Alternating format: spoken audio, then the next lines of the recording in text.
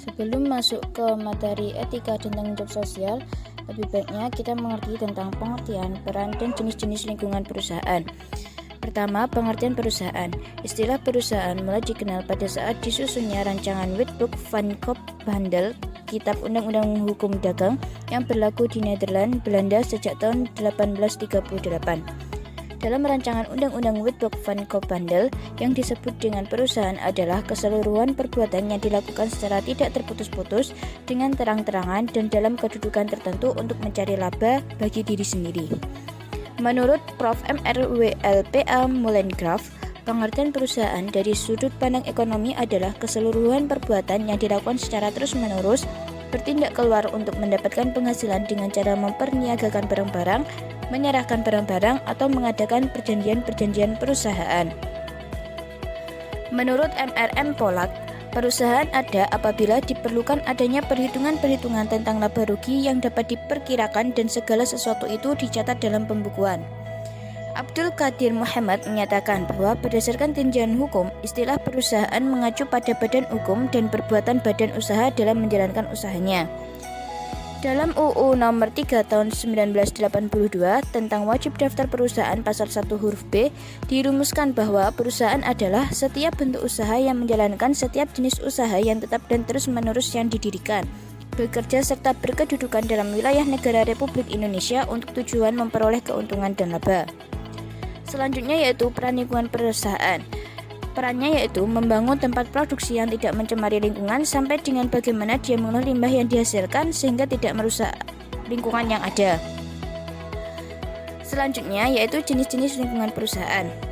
Lingkungan internal. Lingkungan internal merupakan faktor yang mempengaruhi kegiatan produksi barang dan jasa suatu perusahaan dan mempengaruhi hasil-hasil produksi. Berikut faktor-faktor yang mempengaruhi kegiatan produksi, yaitu A. Tenaga kerja, B. Modal, C. Sumber daya alam, D. Teknologi. Jika salah satu faktor di atas tidak ada, maka aktivitas produksi tidak akan berjalan dengan baik. Yang kedua yaitu lingkungan eksternal. Lingkungan eksternal adalah faktor yang tidak mempengaruhi secara langsung kegiatan yang ada di perusahaan. Lingkungan eksternal dibagi menjadi dua, yaitu lingkungan eksternal makro dan lingkungan eksternal mikro. Lingkungan eksternal makro ialah lingkungan yang tidak langsung mempengaruhi perusahaan terutama dalam bidang kegiatan usaha, misal keadaan alam, politik, hukum, pendidikan dan kebudayaan, kependudukan, hubungan internasional. Sedangkan lingkungan eksternal mikro yaitu lingkungan eksternal yang secara langsung mempengaruhi kegiatan usaha dalam perusahaan. Contoh lingkungan eksternal mikro ialah supplier, perantara, teknologi, pasar, dan lain-lain. Etika bisnis dalam perspektif Islam. Pengertian etika bisnis. Etika ethics merupakan konsep tentang suatu tindakan manakah yang benar dan salah. Sedangkan etika bisnis umumnya merupakan perilaku bisnis yang menerapkan etika dan secara khusus etika bisnis yang dilakukan oleh manajer dan karyawan pada suatu organisasi yang menunjukkan perilaku etis maupun tidak etis. Dalam etika bisnis ada istilah etika individual dan etika manajerial. Dalam etika individual, kepentingan pribadi terus memainkan peranan penting dalam pengambilan keputusan. Sedangkan etika manajerial adalah standar perilaku manajer dalam memandu masing-masing pekerja dalam perusahaan. Dalam hal ini berkaitan dengan perilaku terhadap karyawan, entitas, dan agen ekonomi lainnya. Permasalahan etika bisnis. Permasalahan etika yang terjadi di beberapa bidang fungsional perusahaan yaitu sebagai berikut. 1. Etika di bidang akuntansi. Salah satu contoh yang sering terjadi pada perusahaan yaitu dalam penyusunan laporan keuangan. 2. Etika di bidang keuangan. Salah satu pelanggaran etika dalam bidang keuangan yaitu adanya praktek window dressing atas laporan keuangan perusahaan yang akan mengajukan pinjaman ke bank.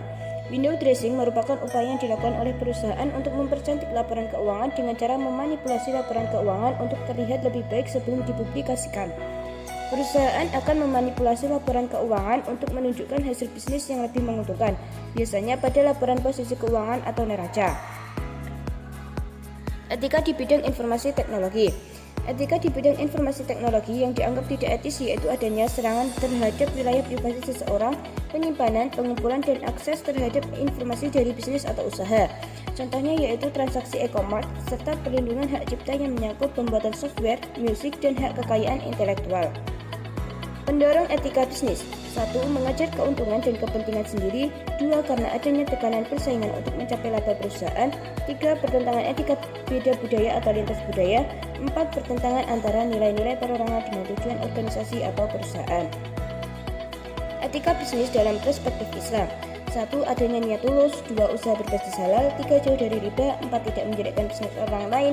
5. Tidak memonopoli bisnis. 6. Upah dibayarkan tepat waktu. 7. Berkiblat terhadap hukum muamalah Islam. Tanggung jawab sosial. Pengertian tanggung jawab sosial. Tanggung jawab sosial perusahaan atau corporate social responsibility adalah wujud kepedulian terhadap perusahaan kepada lingkungan eksternal perusahaan yang diimplementasikan berupa kegiatan seperti penjagaan lingkungan, norma masyarakat, partisipasi pembangunan, dan berbagai macam bentuk tanggung jawab sosial lainnya. Pengenalan konsep CSR dapat diupayakan untuk membantu memperjelas dan mempertegas konsep stakeholders yang sudah ada. Sebenarnya konsep CSR ingin menyatukan 3 fungsi perusahaan secara seimbang, yaitu fungsi ekonomis, fungsi sosial, dan fungsi alamiah. Pada fungsi ekonomis terdapat kepentingan perusahaan untuk memperoleh keuntungan. Fungsi ini juga merupakan bentuk fungsi tradisional perusahaan. Pada fungsi sosial, perusahaan berperan menjaga keadilan dalam membagi manfaat dan menanggung beban sebagai dampak dari aktivitas perusahaan. Dan pada fungsi alamiah, perusahaan bertanggung jawab dalam menjaga suatu kelestarian sumber daya alam bumi. Faktor-faktor yang mempengaruhi tanggung jawab sosial perusahaan. 1. Leverage. Leverage merupakan suatu bentuk rasio yang dapat menggambarkan sejauh mana hutang perusahaan dapat ditutupi oleh modal sendiri. Tingkat pengelolaan leverage berkaitan dengan bagaimana perusahaan didanai atau apakah perusahaan lebih banyak memakai dana yang bersumber dari hutang. Semakin tinggi tingkat leverage, maka semakin besar pula kemungkinan perusahaan untuk melaporkan laba yang lebih tinggi. 2. Profitabilitas.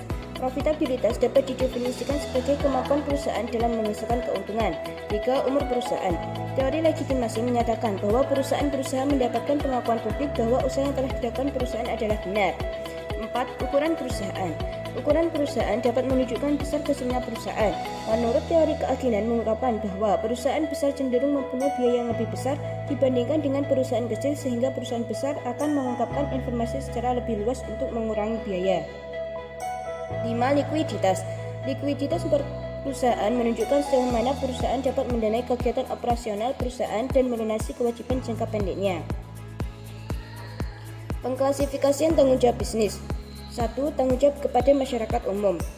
Ini mencakup penanganan masalah-masalah kesehatan masyarakat, perlindungan lingkungan hidup, dan pengembangan tenaga kerja. 2. Tanggung jawab terhadap konsumen. Kalangan bisnis berbagi tanggung jawab sosial dan etika dalam memperlakukan konsumennya secara adil, bertindak tidak membahayakan mereka. 3. Tanggung jawab terhadap karyawan. Salah satu sumber daya bisnis yang sangat penting adalah tenaga kerja perusahaan. 4. Tanggung jawab terhadap investor dan komunitas sektor keuangan. Meskipun sasaran mendasar dari setiap bisnis adalah untuk memberikan laba kepada para pemegang saham, investor, dan komunitas sektor keuangan, tetapi juga bisnis untuk berperilaku secara etis sekaligus dalam pengolahan keuangan secara akuntabel dan transparan. Contoh program CRS di beberapa perusahaan. 1. Starbucks. Program Starbucks yaitu mendiversifikasi tenaga kerja dengan mempekerjakan lebih banyak veteran, fresh graduate, dan pengungsi. Contohnya Starbucks di Amerika. Ethos Water Fund yaitu meningkatkan kesadaran air bersih dan menyediakan akses air bersih bagi anak-anak.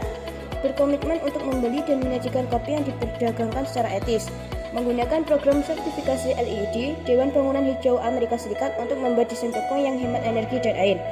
Johnson & Johnson menjalankan inisiatif yang bertujuan pada pengurangan dampak lingkungan dengan berinvestasi pada sumber energi alternatif.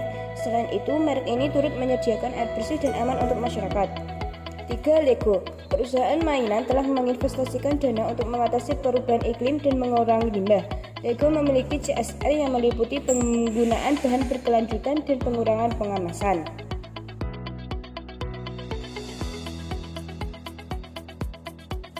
Sekian, terima kasih, semoga bermanfaat.